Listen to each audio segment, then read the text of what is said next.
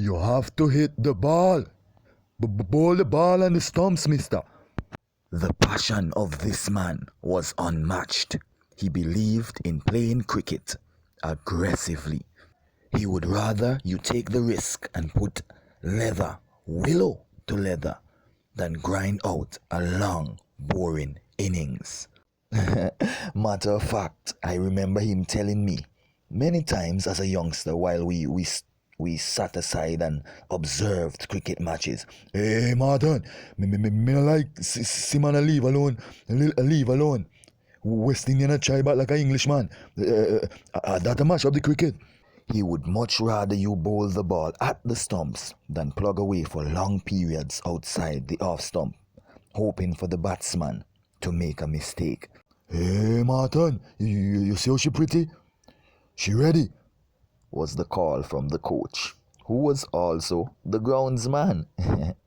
I was captain of the secondary school team, which had not lost a game for some time under the said coach, and groundsman, and the curator for the then Jolly Beach cricket grounds. The she that he was referring to was the cricket pitch.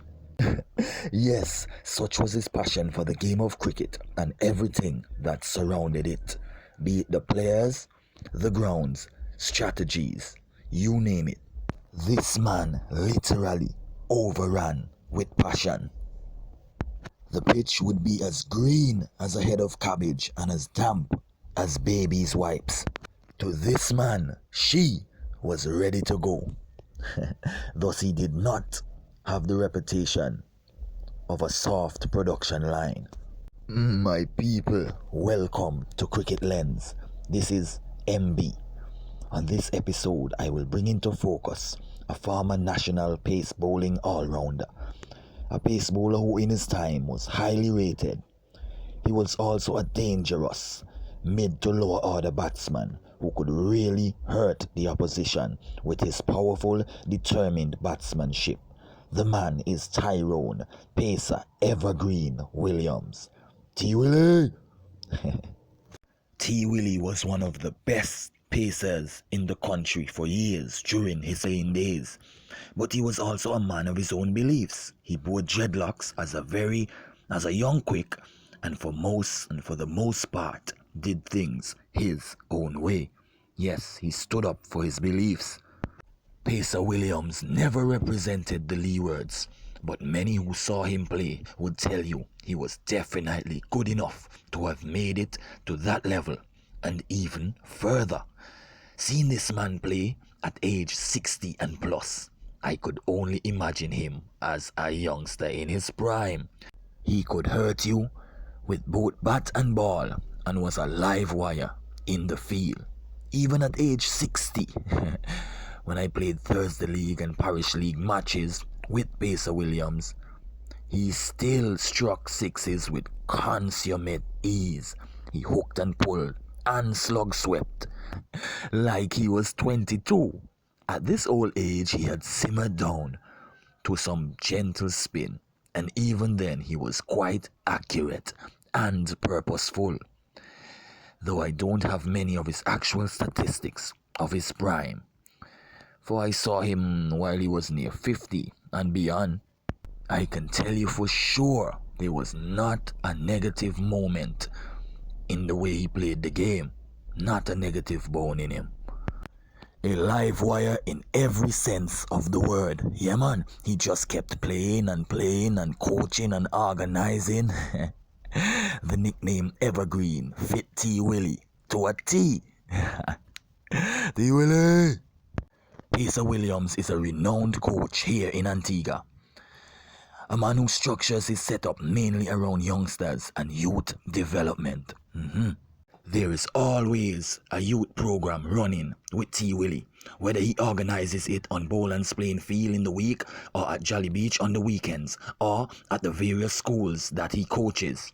And people, you have to understand, the man himself, T-Willie, used to coach Golden Grove, Jennings, Boland's, Erlins, Old Road, even back to T and Kernan at the same time. 6 teams all playing in the same primary school leagues.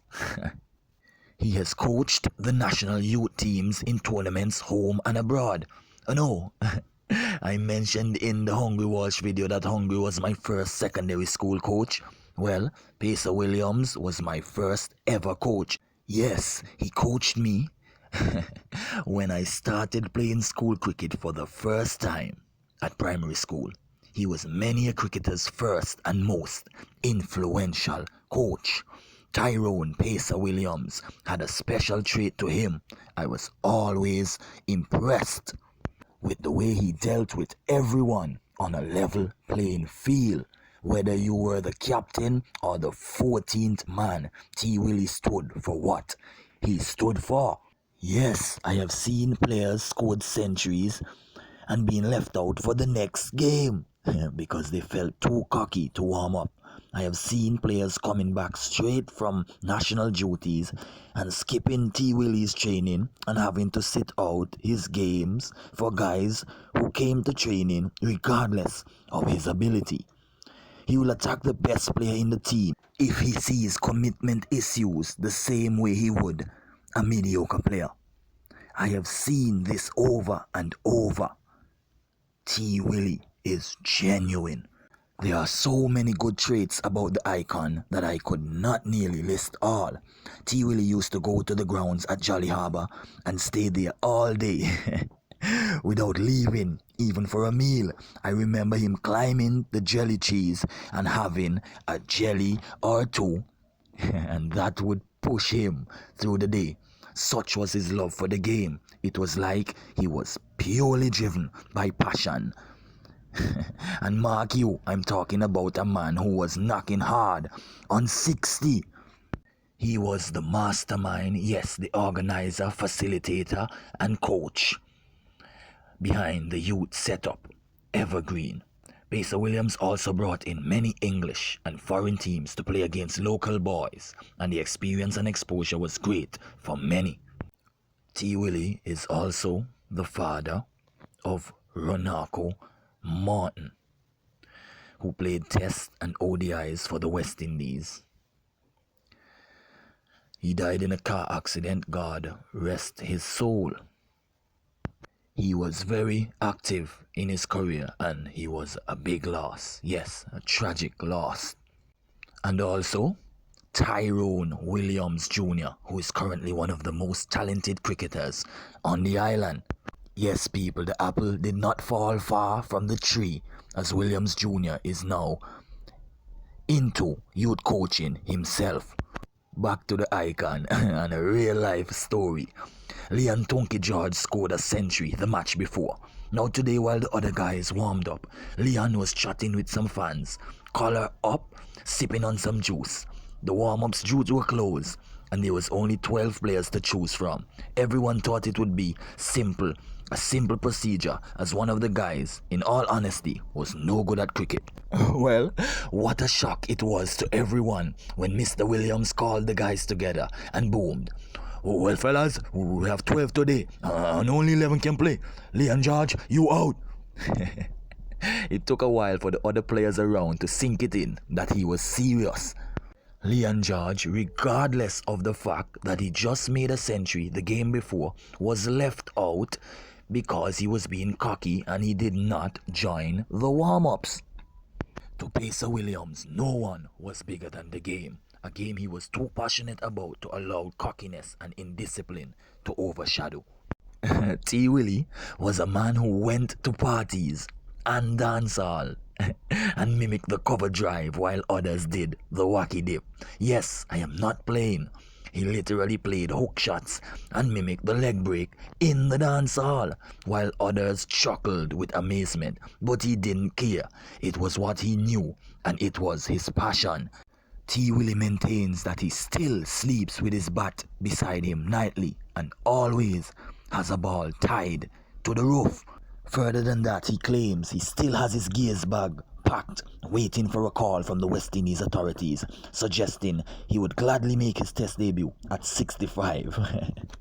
although he seems to be younger and getting younger by the day, realistically, we need to honor people like Tyrone Pacer'Williams right now. Right now, before they are gone. They have served the nation and the game of cricket on a whole. Yes, yes, people, this was Cricket Lens. This is MB. Look out for a next episode soon. God bless.